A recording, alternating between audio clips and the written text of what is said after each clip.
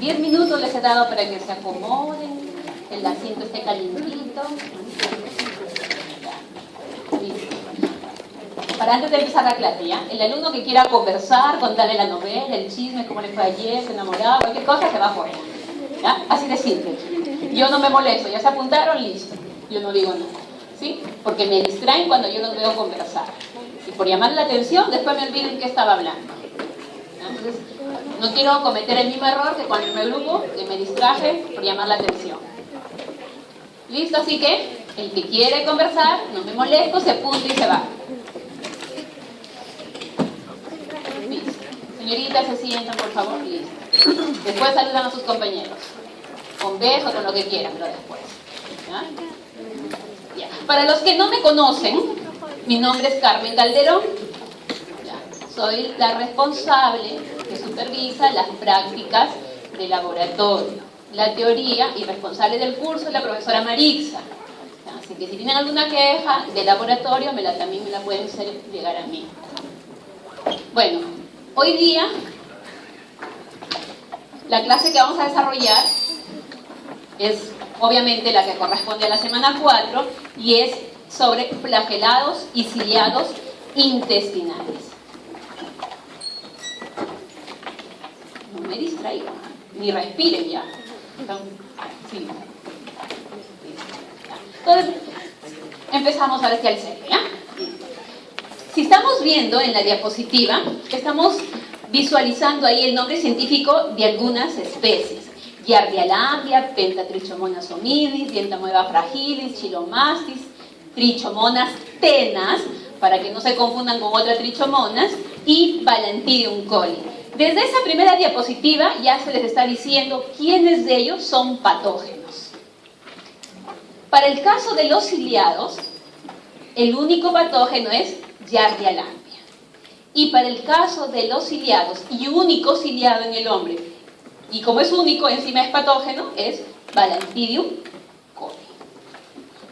Entonces, antes de empezar la clase, quiero recordar un término que ustedes ya vienen sabiéndolo, que es zoonosis. ¿Qué es zoonosis? Entonces, yo dije que iban a ser víctimas mis alumnos de mi grupo. Caballero, por favor. Es la enfermedad que habitualmente o generalmente se presenta en los animales, pero que se puede presentar también en los seres humanos. Es una enfermedad que es transmitida de los animales al hombre, ¿no? Y o viceversa, les habían dicho, ¿verdad? Entonces, dentro del término zoonosis vamos a diferenciar otras dos terminologías, que es el término zoantroponosis y antropozoonosis. Son dos términos, zoantroponosis y antropozoonosis. ¿Alguien tiene idea de qué diferencia hay entre ambos?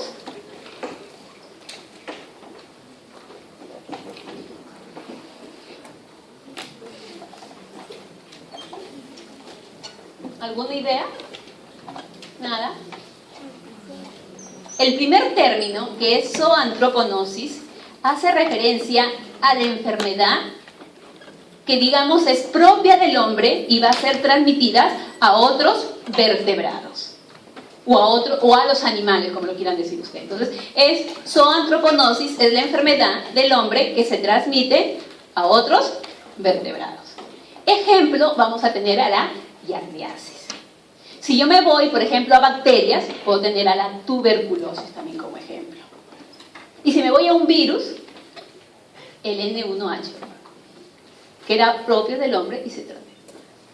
Y el término antropozoonosis, más bien lo contrario, es también lo contrario en su concepto. Es la enfermedad propia del animal que se transmite al hombre. Y en ese ejemplo, más bien vamos a tener a Balantidium coli. ¿Listo? Entonces, con esos dos conceptos ya un poquito más claros, vamos a empezar a hablar del primer flagelado, que es Giardia intestinal. Entonces, Giardia intestinalis es el único ciliado patógeno propiamente para el hombre. Ocasiona una enfermedad denominada giardiosis. la cual es una zoantroponosis. Los estadios que presenta Giardia son estadios de quiste y de trofozoito. El estadio de quiste se va a caracterizar porque más o menos tiene un promedio de 10 micras de tamaño y en el cual vamos a visualizar 2 o 4 núcleos, el cual presenta una doble pared y si nosotros movemos el micrométrico como lo habrán hecho en la parte práctica, vamos a visualizar en él una rayita, una ranura, que es el axostido, ¿verdad? Entonces es muy importante eso, sobre todo en la parte práctica, que muevan el micrométrico porque si no, no lo van a poder diferenciar si se trata de una Giardia. En el caso del trofozoito, si se dan cuenta es de una manera veriforme, es simétrico y da la apariencia de un rostro. En algunas páginas de internet de repente van a encontrar que dice el rostro de una viejita o el rostro de una brujita. Yo le decía al primer grupo, y cuando mis alumnos no se acuerdan, yo le digo, acuérdense de mi rostro y van a ver. Viejita y brujita, entonces ya la hacen. Entonces, este parásito se caracteriza justamente porque el otro me mira, miren. Gracias. Entonces, si se dan cuenta, él va a presentar 2 núcleos. Esos núcleos dan la impresión de unos ojos.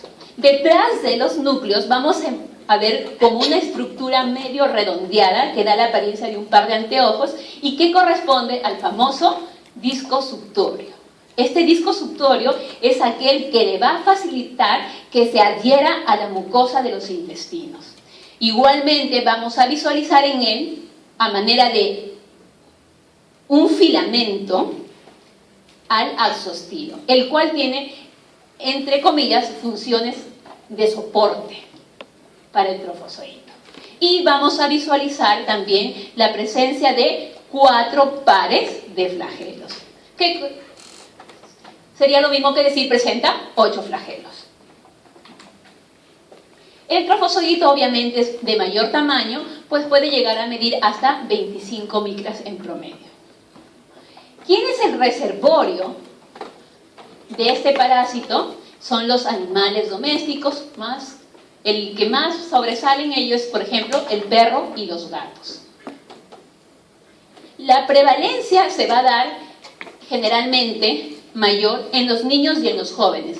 En los adultos pueden presentar, pero generalmente es asintomática. La localización, obviamente, de este parásito es el intestino delgado, específicamente más el duodeno y segmentos altos del yeyuno. Generalmente, a veces en la práctica pregunta, profesora, ¿Giardia lamblia es igual que Giardia intestinales o Giardia duodenales? Se ha aceptado para este parásito los 3 nombres. Sí, hay cierta discusión por qué se denomina tal o cual, pero en general se ha aceptado que es válido para este mismo parásito los 3 nombres. Generalmente en América Latina le decimos Giardia intestinales, en Europa le dicen Giardia lamblia, en Estados Unidos Giardia duodenales, pero es el mismo protozoario. La OMS en el 2004 la catalogó como la enfermedad descuidada o como la enfermedad de los descuidados. ¿Qué significa la enfermedad de los descuidados? Miren, yo voy a decirlo bien criollo, la enfermedad de los sucios. Es que la transmisión es por malos hábitos de higiene. Así de sencillo. Se habla también que, si bien es cierto, esta enfermedad se puede dar por contacto directo, vía oral, también pueden jugar en el ciclo de transmisión algunos vectores, y se dice los llamados vectores mecánicos. Señor, ¿me puede hacer recordar qué es un vector mecánico? No se acuerda el jovencito. ¿Usted, señorita? Tampoco se acuerda. Sin querer yo le estoy soplando preguntas de su examen, ¿ah? Usted es mi alumno, usted tiene que hacerme quedar bien, ¿ah?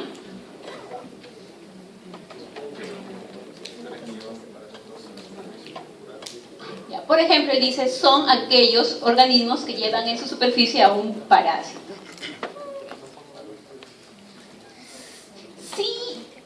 Sí a medias. Y él me dice, es un organismo donde lleva el parásito, pero no se forma parte de su ciclo. Está un poquito más general el término y más certero también.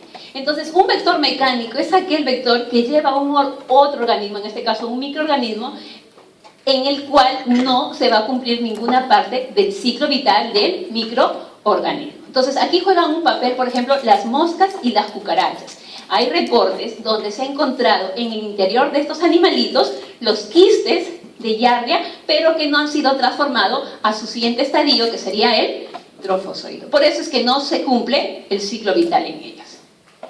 Entonces, ellos jugarían el rol solamente de transmisores. Entre las especies que se agrupan en el género Giardia, tenemos a 6 especies. Unas que están en ratones, otras que están en aves y otras que están en anfibios, con características morfológicas ligeras, sobre todo en tamaño y en posición de los núcleos. Pero la especie que toma importancia en medicina humana, obviamente, es la especie de Giardia lambia, la que se va a encontrar en humanos y en otros mamíferos u otros vertebrados, en la cual hemos encontrado diferentes genotipos. Y si visualizamos la segunda tabla, vamos a encontrar genotipos desde la A hasta la G. A, B, C, D, E, F, G. Y si somos aún un poquito más minuciosos, vamos a ver que en el genotipo A y en el genotipo B está más sombreado la palabra humanos, ¿verdad? Y detrás de humanos sigue perro, gato, bovinos, etc. ¿Por qué? Habíamos dicho que el término Giardia lambia, Giardia duodenales y Giardia intestinales era para el mismo parásito igual. Estamos de acuerdo ahí, ¿verdad? Lo que pasa es que la caracterización de este parásito está creando en algunos científicos cierta controversia, porque se ha encontrado que a pesar que es la misma especie, las variaciones intraespecíficas, o sea, esas variaciones que a pesar que son igualitos, uno tenga una u otra caracteriza, hacen que tengan prevalencia por un hospedero. Y se ha encontrado que el genotipo A y B, la prevalencia es para humanos. El genotipo C y D es para perros. El genotipo E y así para cada uno de sus hospederos. Entonces, ellos han comenzado a discutir y decir, mejor el de humanos, llamémoslo Giardia lambia. Al de perros, por ejemplo, Giardia duodenales. A los otros, Giardia intestinales. Pero en la caracterización molecular, las variaciones son tan pequeñas que todavía se sigue agrupando como una sola especie. Entonces, por esa controversia es que se decidió que los 3 nombres eran válidos, ¿ya? Pero la sociedad científica aceptó inicialmente que se llame Giardia lambia, ¿ya? Pero la costumbre es decirle Giardia intestinales. Y la mayoría de libros o páginas web lo van a encontrar como Giardia intestinal, ¿verdad? ¿Ya? Pero son los genotipos A y B los propios de humanos. Eso hay que tenerlo muy presente, ¿ya? En este gráfico vamos a ver al quiste y al trofozoito, de Giardia, mediante 2 técnicas. La primera, que es el examen directo, donde utilizamos el Lugol, y la segunda, un método con coloración permanente, que es la tricrónica.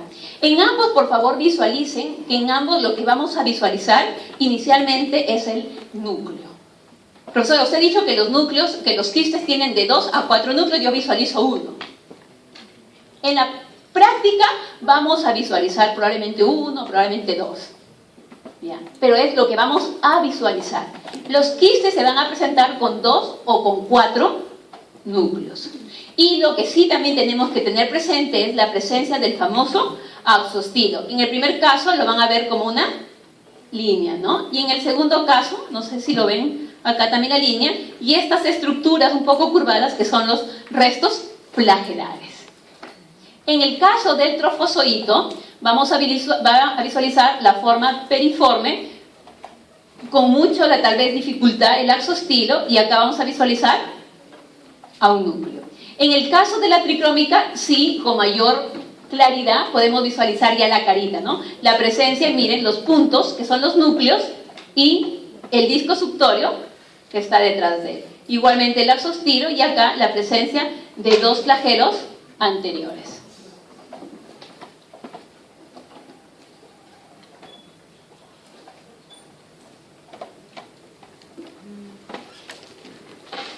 El ciclo biológico de Giardia se inicia con la ingesta de su quiste, ¿Ya? Entonces vamos ahí a diferenciar los dos estadios, el estadio de quiste y trofozoito. Estadio de quiste es el estadio de resistencia, ¿verdad?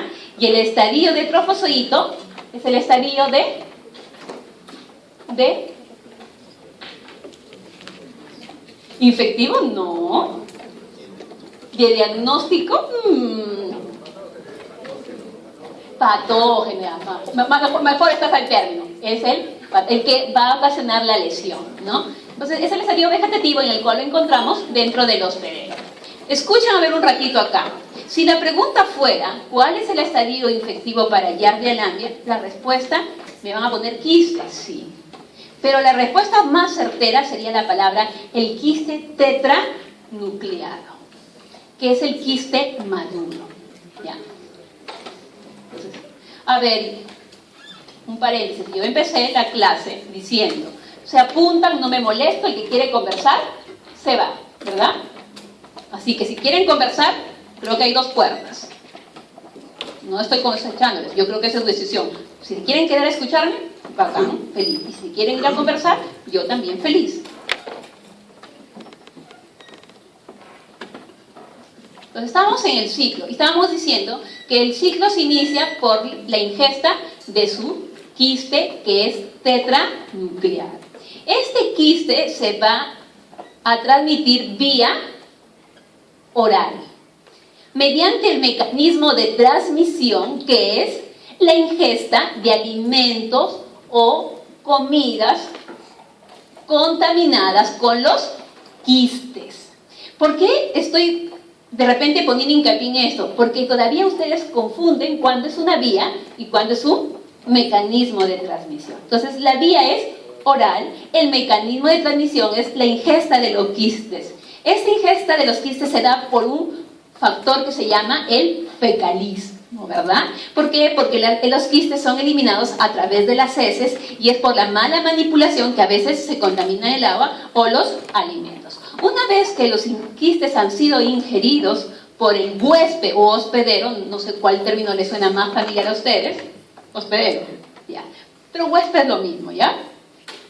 Por el hospedero, estos se van a sufrir un proceso que se llama el proceso de desenquistamiento. Hay reportes en animalitos, en ratones, que se dice que basta 10 quistes viables para que hagan la patología. En humanos se ha encontrado en un promedio entre 10 a 100 quistes viables si se ingieren y pueden producir la patología. Porque a veces uno pregunta, profesor, ¿y si yo me como un quistecito?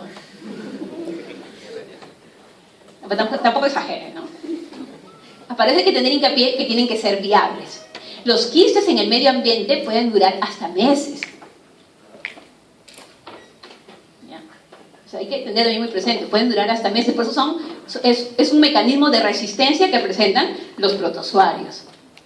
Entonces, bueno, se hace la ingesta de los quistes y una vez que entra al tracto digestivo, son las enzimas propias del hospedero las que van a hacer que esta cáscara, digamos, del quiste se comience a desintegrar, por decirlo así. Pero una vez que llega al duodeno es donde se termina el desenquistamiento, o sea, el quiste se va a convertir a trofozoito.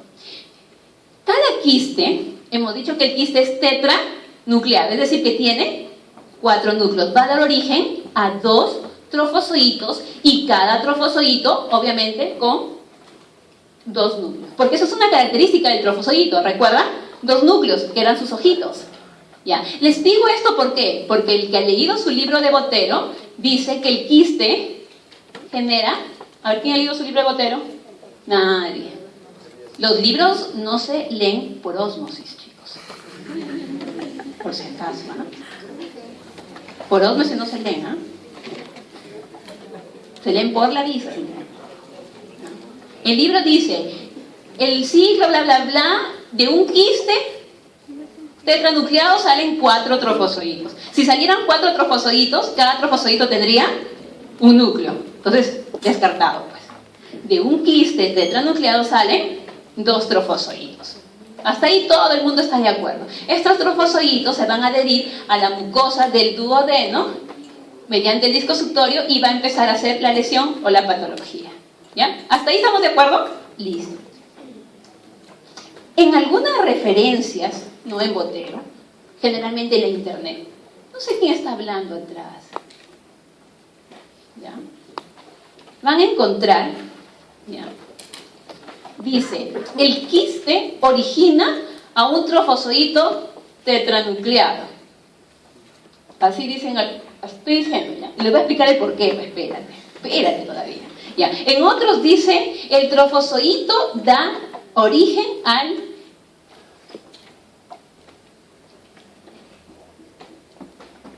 esquizoíto. Al esquizoíto, así también dice, ¿ya? Entonces y busca en internet y con la justa es una referencia, sale en el Google, ¿no? ¿Qué resulta? Se habla que este estadio es tan cortito que dura con la justa un par de minutos. Por eso es que no se toma en cuenta, ¿ya? Esto le hago para que cuando uno lo lee solamente sepa, pero vamos a nosotros tener mi hincapié. Un quiste tetranucleado da origen a 2 trofozoitos, la regla general, ¿ya? Esta parte que les cuento es porque así dice la literatura, en algunos, y es que es el estadio justo en que el quiste rompe, digamos, la cáscara y emergen los flagelos. Y en ese momento que emergen los flagelos, hace una división binaria para que salgan los 2 trofozoitos. Entonces, ese pequeño estadio donde él se abre y emerge es el estadio que le denominan el esquizoído. Por eso es que es un estadio tan cortito que lo pasan por alto, pues, ¿ya? Y da origen, ahora sí, a los 2 trofozoitos, que es lo que todos leemos y conocemos, ¿ya? Este trofozoito se va a reproducir por fisión binaria en el duodeno. Y hay una pregunta, ¿por qué en el duodeno? Porque si más adelante hablamos del resto de parásitos, todos van a decir intestino grueso, ¿ya? Se dice que tiene predilección a esta zona porque ahí hay abundancia de colesterol. Y el colesterol es uno de los elementos que necesita el trofozoito para la biosíntesis de sus membranas. ¿No ve que ahí comienza a reproducirse? Y si uno recuerda biología general, parte de las membranas celulares, el colesterol es un componente. Entonces como que tendría algo de lógica, ¿no? Entonces es por eso que tiene predilección por el duodeno, porque él tiene deficiencias de colesterol, entonces necesita colesterol.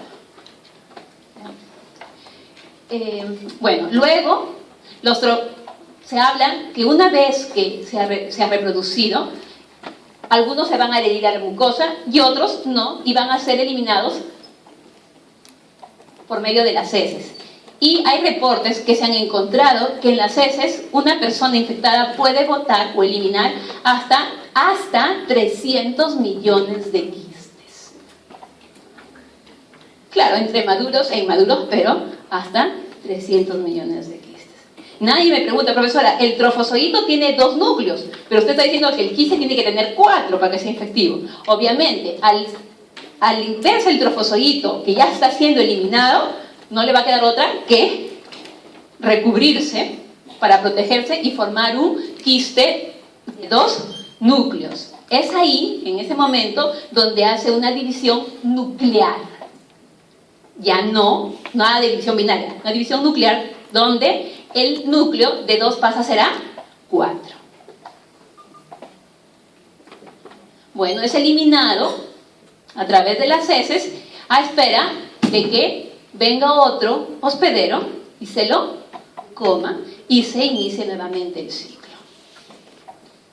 Entonces, el estadio infectante o infectivo vamos a tener a los quistes. Y el estadio diagnóstico vamos a tener a los quistes y también a los trofozoitos. ¿Cuándo podemos diagnosticar trofozoitos? Cuando las diarreas son tan intensas que al pobre trofozoito no le da tiempo. Así de fácil, ¿ya? Pero esos trofozoitos vivirán. No. Ellos no están preparados para vivir a condiciones adversas. Ellos solamente van a vivir felices dentro del organismo. Afuera son bastante termolables que mueren, ¿ya? Por eso no son estadios infectivos. ¿Ya? Las manifestaciones clínicas de la giardiasis tenemos, en primer lugar, la diarrea, obviamente. ¿no? Así como se da diarrea, se puede dar estreñimiento, obviamente va a haber dolor abdominal, va a haber náuseas, fatiga, anorexia, pero entre las que vamos a rescatar o resaltar ahí, vamos a tener, por ejemplo, la deficiencia a ciertas vitaminas. Ahí dice vitamina B12 y vitamina de ácido fólico. Yo ahorita me olvidé cuál es la B12. ¿Cómo se llama la B12, señor? Riboflavina, no, así no me enseñaron a mí. Por acá, no. A ver, se llama la cianocobalamina. Y la del ácido fólico es la vitamina B9. ¿Ya? Pero las vitaminas que sí van a ser totalmente, va a haber un déficit de absorción de vitaminas, ¿saben en cuáles son? En las vitaminas liposolubles. ¿Y alguien, usted se acuerda cuáles son las vitaminas liposolubles? Bien fácil, chicos, de aprender, miren. Las vitaminas hidrosolubles son todas las del B y las del C. O sea, el restante es liposoluble. Por tanto, las liposolubles, ¿qué sería? A, D, E, ¿verdad? Entonces, bien fácil.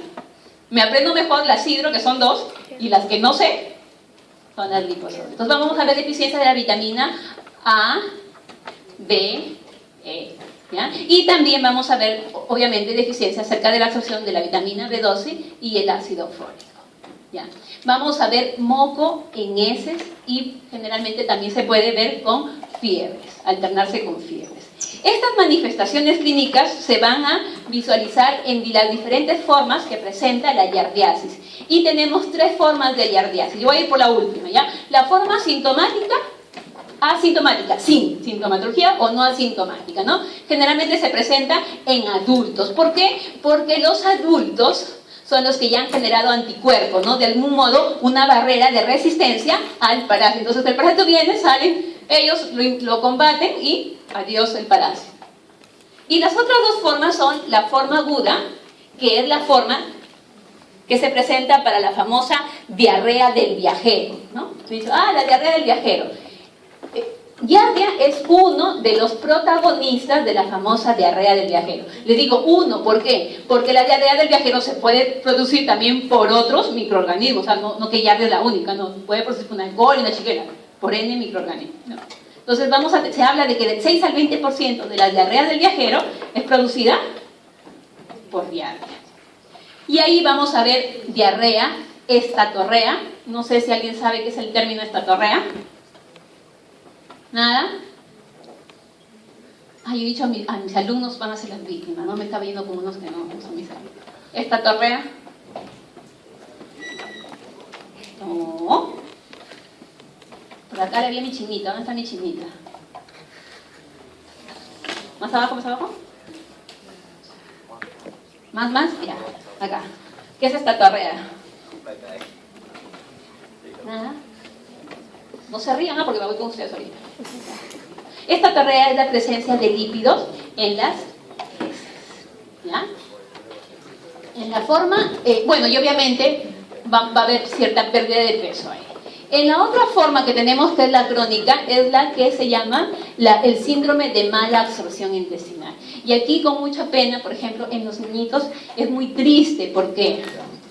Porque si bien es cierto, la Giardia llega a las células del intestino, mediante el disco suctorio va a ocasionar lesiones y inflamación.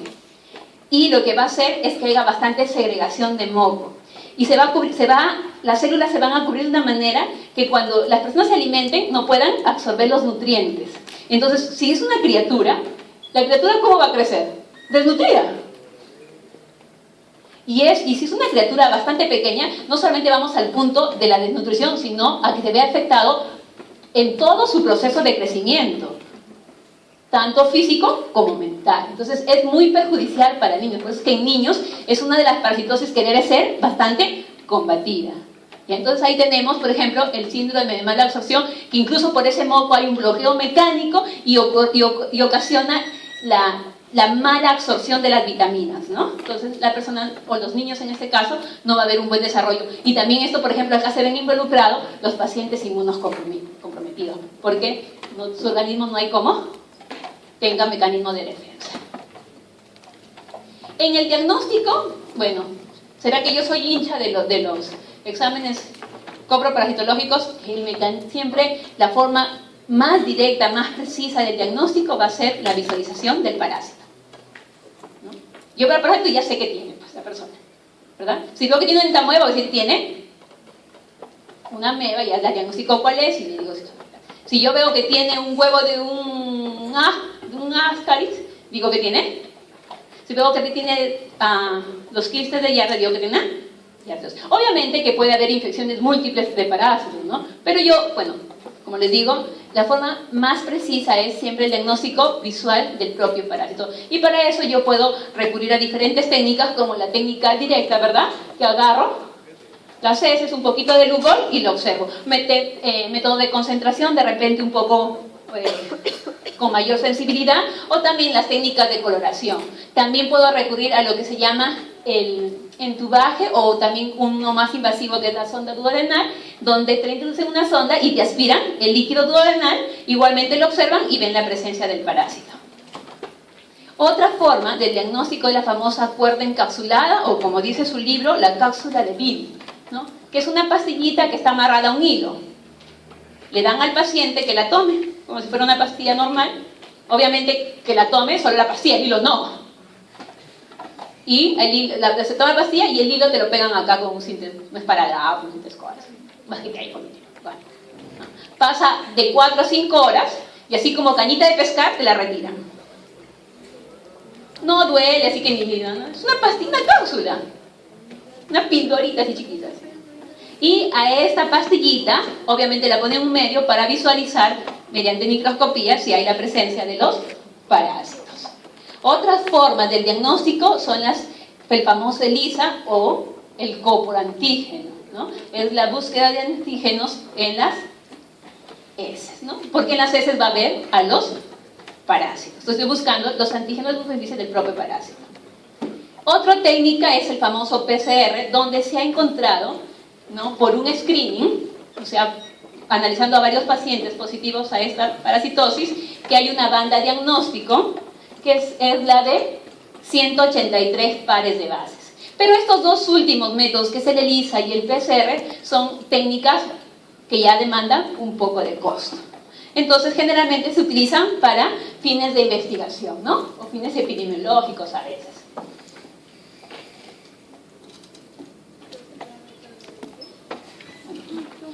Habíamos estado hablando que en el caso de la Yardia, ¿no? Era muy perjudicial para los niños, ¿verdad? Porque estábamos diciendo que se ocasionaba una mala deficiencia en la absorción de algunos elementos que se necesitan, ¿no? Esto se debe a que justamente el parásito, habíamos dicho, que se impregnaba o se pegaba, por llamarlo así, en las células de los intestinos. Y a mí se me había pasado darles este dato, y esto se debe a que ellos tienen se llama una enterotoxina, que se llama taglina. En la literatura o en la página de internet de repente le escriban en inglés que se escribe tagline, ¿ya? Esta es una lectina que se va a dirigir justamente a las células, y su efecto que ocasiona es la alteración del trabajo de los enterocitos. ¿Qué quiero decir con eso? Que va a afectar la permeabilidad. Por eso es que se ocasiona la diarrea. Ellos pierden agua, y pues diarrea. Entonces, todo lo que come se va, no hay absorción y baja de peso, y los niños todo un cuadro, ¿no? Entonces, se me había pasado a mencionarles, por ejemplo, muy importante esto. No lo van a encontrar en muchos libros, de repente en artículos científicos más, ¿ya? Ahora sí me voy a otro que se llama Dientamoeba fragilis, ¿no? ¿Y fragilis por qué vendrá? A ver, fragilis obviamente porque debe ser frágil, ¿no? Asumimos que debe ser por eso, ¿no? Vamos a ver si realmente es por eso. Dice, Dientamoeba fragilis. Ay, de veras, ahorita que estoy viendo Dientamoeba, suena ameba. Pregunta de examen. ¿Cuál de los siguientes parásitos no es una ameba? Y les ponen entamoeba coli, entamoeba histolítica, dientamoeba, yodamoeba y naegleria. Pues ustedes dicen, ay, el que no suena ameba, pues. Y marcan el que fatal, pues, chicos. Fatal. Es que es lo lógico, ¿sí o no? El que estudia el libro por osmosis, le apuesto que hace eso, ¿eh? ¿Ya? Diente amoeba es un flagelado. Está bien que termine en ameba, pero nada que ver. Es un flagelado. Lo que pasa es que la primera vez que lo encontraron, la describieron como una ameba. ¿Por qué? Porque es un flagelado que tiene digamos, un movimiento que semeja a la formación de unos pseudópodos. Y no le habían visto que tenía flagelo, porque los tenía medios escondidos. Entonces la calificaron como ameba. Pero como la tecnología va avanzando, cuando se hace estudios un poco más, ¿no?, más detallados, con mayor screening, encontraron que no tenía nada de cercano a ameba, sino más a flagelados, y fue reclasificada, ahora sí, como un flagelado. Entonces se denomina a un flagelado poseedor de dos flagelos y curiosamente también de dos núcleos. ¿Ya? El único estadio que presenta es el estadio de trofozoito, y ahí yo estoy disimuladamente mandando respuestas de examen, visualmente, ¿verdad?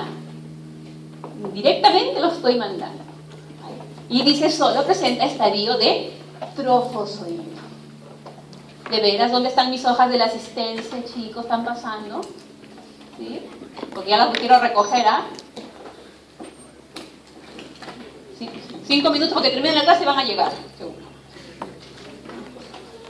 Entonces estábamos diciendo que el único estadio que presenta es el estadio de trofozoito y que habitualmente lo encontramos en el intestino grueso. ¿Dónde o quiénes son las personas o quiénes, digamos, son los que tienen riesgo? Obviamente son el hombre, pero también podemos encontrar de repente en algunos animales domésticos. Lo curioso es que, si bien es cierto, la prevalencia de esta parasitosis no es muy conocida. ¿Por qué? Sencillamente porque no es un parásito muy conocido. Y las personas que trabajan en el laboratorio pues tienen que tener la capacidad suficiente para poder identificarlo morfológicamente. Porque el diagnóstico directo, ¿en qué se basa? En una característica morfológica. Y es cuando yo peleo con mis alumnos, cuando les digo, apunten, grábense las características morfológicas que diferencian a las especies. ¿Ya? Entonces, de repente, ese porcentaje de prevalencia no es muy conocido por esa razón. ¿Ya? Ahora, el mismo hecho de que sea patógena y de que su clasificación, como en que algunos investigadores todavía les crea cierto conflicto, ¿no? Pues es que al final dice, continúa presentando ciertas lagunas científicas. Y es por un dato muy curioso. ¿Ya? Este flagelado, para que se transmita, va a necesitar la ayuda de alguien. Porque solo presenta estadio de trofozoito. Entonces, ¿cómo es que cuando sale al medio resiste? Y los estadios de trofozoito son estadios lábiles, estadios frágiles, ¿verdad? Son frágiles. Entonces, los estadios de trofozoito, si bien es cierto, es el estadio tanto infectivo como el estadio de diagnóstico, el contacto pues tiene que ser un contacto así súper rápido. Porque si es lábil, se va a morir al ratito. Se ha encontrado que este parásito está asociado a la transmisión de los huevos de un helminto. ¿Quién es el minto? El famoso Enterobius vermicularis. Y con menor porcentaje al famoso Ascaris lumbricoides. ¿Cómo se transmite? A través de los huevos de estos parásitos. Se ha encontrado tanto en estudios moleculares como en estudios de microfotografías que dentro del interior de estos llegan tarde, conversan, vienen sin uniforme, etc. A muchos les cae lo del uniforme, ¿no?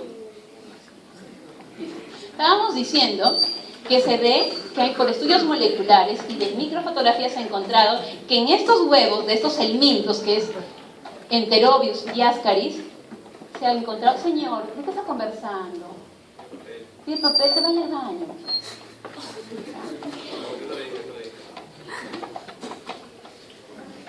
Se ha encontrado que en el interior de estos huevitos se han encontrado a este protozoario. Entonces, de algún modo, este protozoario se cubre del medio externo por estar protegido por el huevo. Y es así que se ha encontrado que la transmisión, por ejemplo, de Enterobius está asociada a la transmisión de Vietnam. Porque de otra manera, el estadio de trofozoito no podría sobrevivir. Y este protozoario tiene características de transmisión muy parecidas a otro que es su primo hermano, que es de las gallinas, y el cual también se transmite por un helminto propio de las gallinas. Y en estudios moleculares se han encontrado que los dos tienen el mismo ancestro común, sino que por procesos de evolución y de diferenciación se han separado.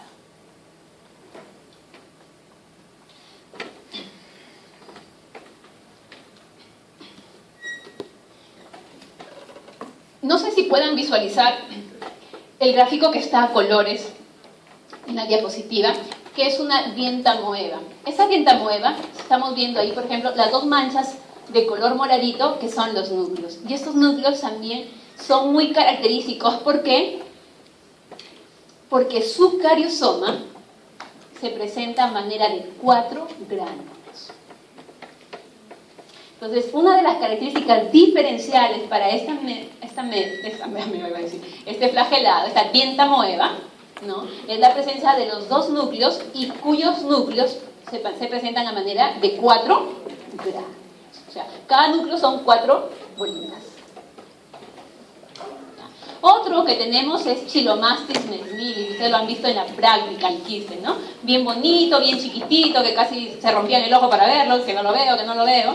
Y es ¿de qué forma tiene? De un limón, ¿no? O un redondo con su ahí está, pues, ¿no? Con su protuberancia, ¿no?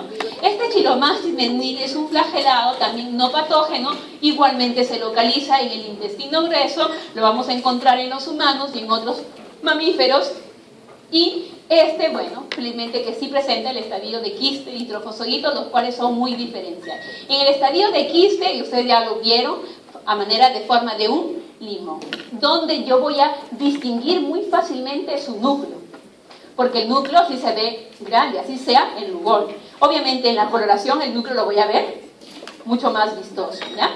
Y generalmente cuando vemos esto en el microscopio vamos a ver el puntito y al ladito una rayita. Esta rayita es su citostoma, que es, en otras palabras, algunos dicen que el citostoma es como una cavidad oral que presenta. En el caso de los trofozoitos, estos son de manera asimétricos, periformes, alargados. Miren, yo a los alumnos siempre les digo, el Chilomastis mesnilis trofozoito es un pescadito. Trofozoito. Quiste es un limón. ¿Ya? Hacen su ceviche ahí, ¿ya? El quiste es un limón, el trofozoito es un pescadito. ¿Ya? Miremos la figurita y olvidémonos de los flagelos. ¿Ya? Tiene más o menos, ¿ya? Tampoco ya, es un dibujo abstracto. ¿Ya? Si lo vemos, ¿ya? Su carita, ¿no? Su ojito, el citostoma como si fuera la ranura de su boquita, y presenta un surco que le hace como que esté volteando, que le hace como que esté medio espiralado. Entonces, como que forma al pescadito así como que quiere nadar. Cuando lo ven en la práctica, van a ver que es como si fuera el pescadito doblado, y en realidad es que tiene un surco. Ahí dice la llanura en espiral, que le da la impresión que estuviera teniendo una postura curvada. ¿Ya? Si nosotros, bueno, no sé si se logra diferenciar para ustedes, si nosotros nos centramos un poco al núcleo, el núcleo tiene un cariosoma y el cual se extiende hacia la membrana nuclear por unas fibrillas. No sé si puedan ver el núcleo y tiene como unos hilitos que se van hacia la membrana nuclear. Esta membrana nuclear también está revestida por una cromatina. La forma de la reproducción de este parásito es como en la mayoría, voy a decir, es por reproducción asexual, que es la fisión binaria. Como es un parásito que no es patógeno, tratamiento no se requiere. En su ciclo biológico de este parásito, va a ser muy similar al resto de los flagelados. Se va a iniciar con la ingesta del quiste, el cual, una vez que llegue al intestino grueso, va a colonizar las células de ahí y va a empezar su proceso de reproducción. Algunos quedarán ahí, otros serán eliminados a través de las heces, hasta que encuentre un nuevo hospedero, los quistes, y se inicie nuevamente el ciclo biológico. En este caso,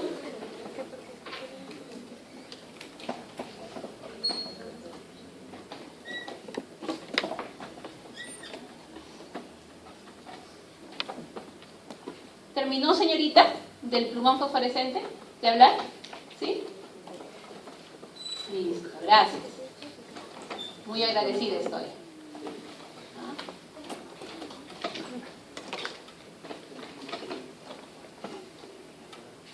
Estábamos diciendo entonces que aquí el estadio infectivo va a ser el quiste y el estadio diagnóstico va a ser también el quiste, y también podemos encontrar trofozoitos.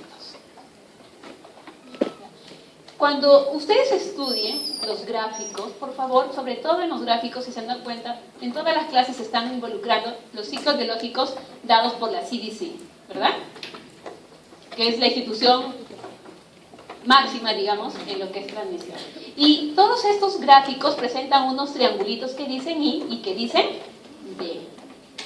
Entonces, una manera de estudiar es identificando también ahí dónde están las I y dónde están las D, porque ellas nos van a indicar quiénes son los estadios infectivos y quiénes son los estadios de diagnóstico. Bien. Otros parásitos que tenemos, por ejemplo, en los flagelados, tenemos al grupo de las trichomonas. ¿Ya? Y tenemos, por ejemplo, dice, en las trichomonas hay 3 especies que son de importancia en el humano. Y tenemos trichomonas vaginalis, que está obviamente en la vagina y en la uretra, y ese es patógeno. Y me van a preguntar, profesor, ¿y usted qué hace hablando de trichomonas vaginales cuando la clase es flagelados y ciliados intestinales? Les menciono esto porque dentro del grupo del género trichomonas, estas 3 son las que toman importancia. Y si nos damos cuenta, hay otra que dice trichomonas tenas, que es de la boca, y trichomonas hominis, que es del colon. Trichomonas hominis, actualmente el nombre ha sido pequeñamente cambiado al nombre de pentatrichomonas. ¿Ya? Ahora ya no le llaman trichomonas, sino le llaman pentatrichomonas por una característica diferencial que él tiene. Entonces, en esta clase nosotros vamos a tocar a pentatrichomonas y a trichomonas tenas por el hecho que de alguna manera tiene que ver con lo que es tracto digestivo. ¿Listo? Entonces, vamos al primero, que era pentatrichomonas hominis, ¿no? Hasta anteriormente le llamaban trichomonas hominis, igualmente no es patógeno para el hombre, igual que la mayoría de los flagelados lo encontramos en el intestino grueso, y se diferencia, me voy a la diapositiva anterior, miren a las 3 trichomonas y díganme cuántos flagelos anteriores tienen.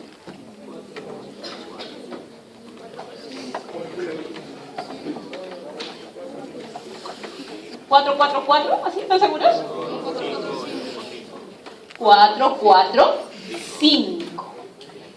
5, el número 3. Número 3, pentatrichomonas.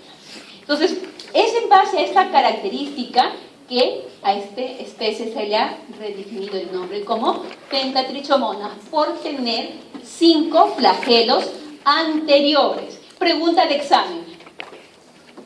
¿Es característica del pentatrichomonas hominis la presencia de 6 flagelos? ¿Verdadero o falso? Mentiras, verdadero. Claro, porque yo estoy diciendo presencia de 5 flagelos anteriores. No he dicho, tiene un total de 5 flagelos. Si yo sigo leyendo más abajito en la copia, dice, tiene 5 flagelos anteriores y uno pegado a la membrana ondulante. ¿Quién es la membrana ondulante? Esta cosita que tiene así como litas. ¿Ya? Y el flagelo es este que sale por acá. Entonces tiene, con trampa no vale, tiene 6 flagelos, 5 anteriores y uno pegado. Y los otros igualitos. Ustedes han contado 4 flagelos, ¿verdad? 4 anteriores y uno pegado a su membrana ondulante. Entonces, bueno, esta pentatrichomonas solo presenta un único estadio, al igual que las trichomonas. ¿Trichomonas vaginales cuando estudien? ¿Único estadio? Trofozoides. Ellos no presentan, ¿ya? Entonces, solo presentan el estadio de trofozoito. Bueno, ahí en la literatura les van a decir que mide hasta 20 micras de diámetro, por tanto, su reproducción de igual, división binaria o fisión binaria. La prevalencia en los humanos de esta se habla que puede llegar hasta el 25%. De repente alguien por ahí busca un artículo y habla desde el 0.2, señor, que está hablando, le está enamorando a la señorita. Bueno, ya, por favor, les he dicho que aquí no hablo. Entonces, vamos a encontrar que la prevalencia en humanos puede llegar hasta un 25% en diferentes ciclos. El ciclo biológico, al tener solo un estadio, obviamente que tiene que ser un ciclo de un contacto bastante rápido, ¿no? Entonces, el trofozoito siempre va a estar en todo momento infectante. Se va a transmitir también vía oral. La transmisión de esos trofozoitos se van a alojar en el intestino grueso, van a colonizar el intestino grueso, y se habla que cuando, a pesar que es un organismo no patógeno, cuando el número de estos organismos sobrepasa, o sea, se hace tan abundante, es que se pueden dar manifestaciones clínicas, como la diarrea. ¿Ya? O sea, normalmente uno lo puede tener y no pasa nada, pero cuando la población ya exacerba, es que se puede provocar un cuadro clínico que generalmente es irritación de la mucosa con un poco de diarrea. ¿Listo? Luego, igual, por la misma diarrea pueden eliminarse los mismos trofozoitos a espera de encontrar un nuevo oso heredero. Obviamente, la transmisión siempre se va a dar por lo que llamamos fecalismo, ¿no?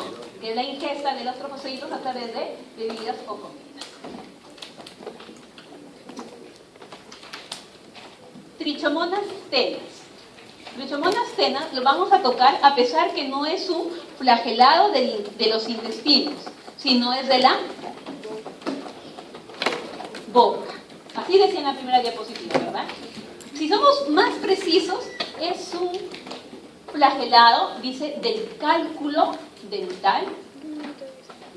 Dice, y forma parte integrante de la microbiota que se forma de la placa dental.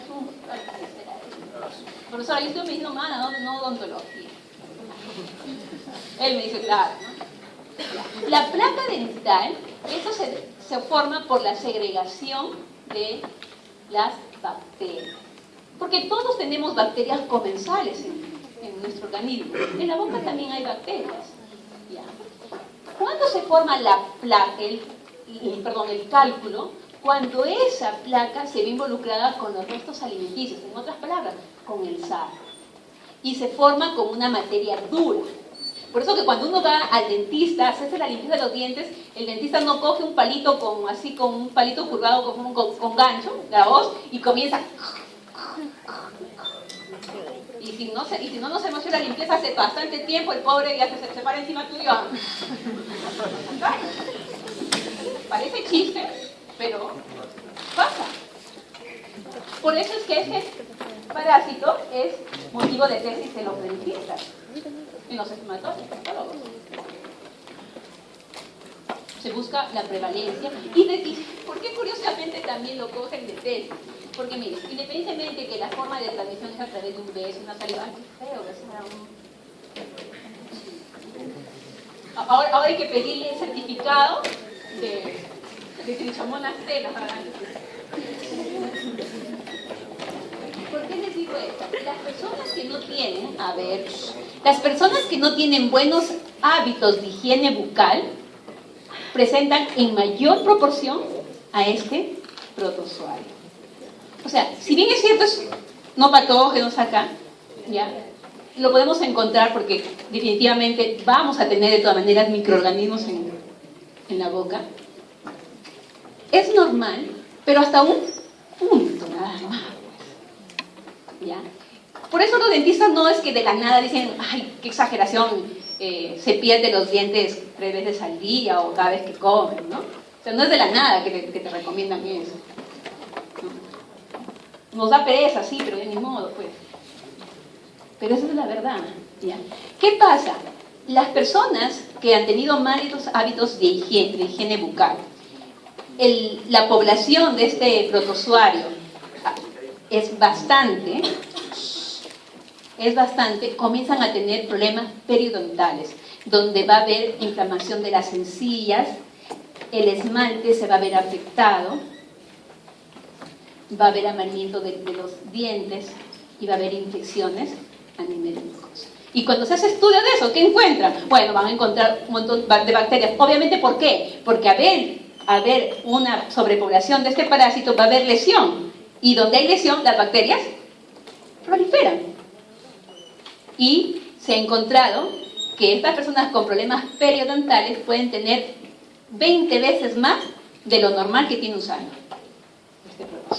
O sea, miren cuánto deben tener de estos protozoarios.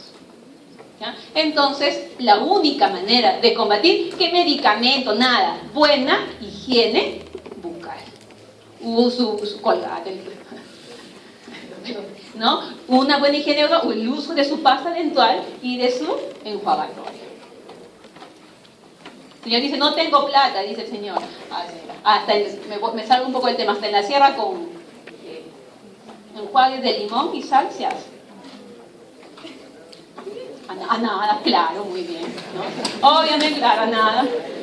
No le da la solución y el otro nada. Cuando haga su salud le va a decir, señora, compre y tal, y dice, yo tengo plata, no tengo plata. Malo eres, qué barbaridad. Listo. Bueno, el diagnóstico de este parásito obviamente va a ser encontrado. Tengo que hacer el diagnóstico justamente en las muestras de sarro para poder identificarlo, ¿no? Habíamos dicho que presentaba solamente el estadio de trofozoito.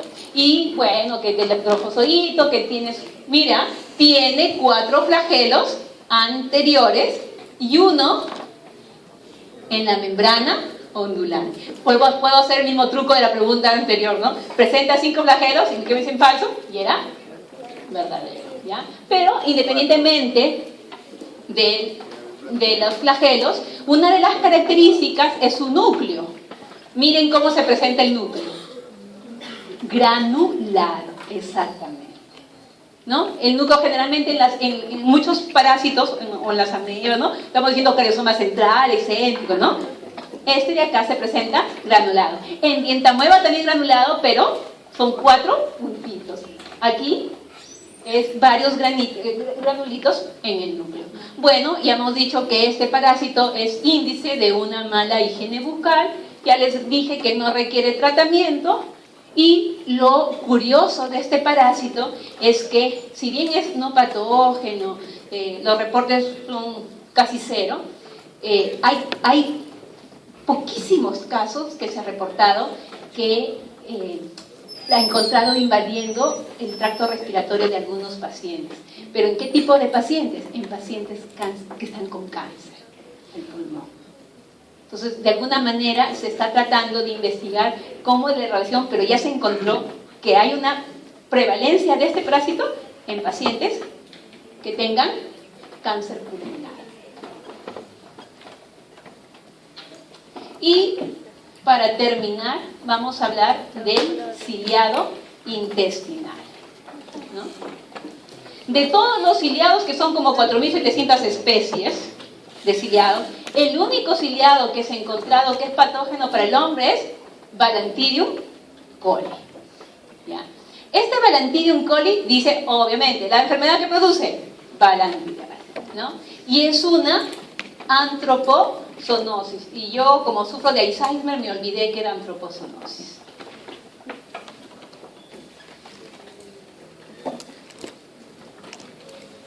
¿Qué pasa? Me dice. ¿Qué es antropozoonosis? ¿Qué me están tomando el pelo hoy día, mía?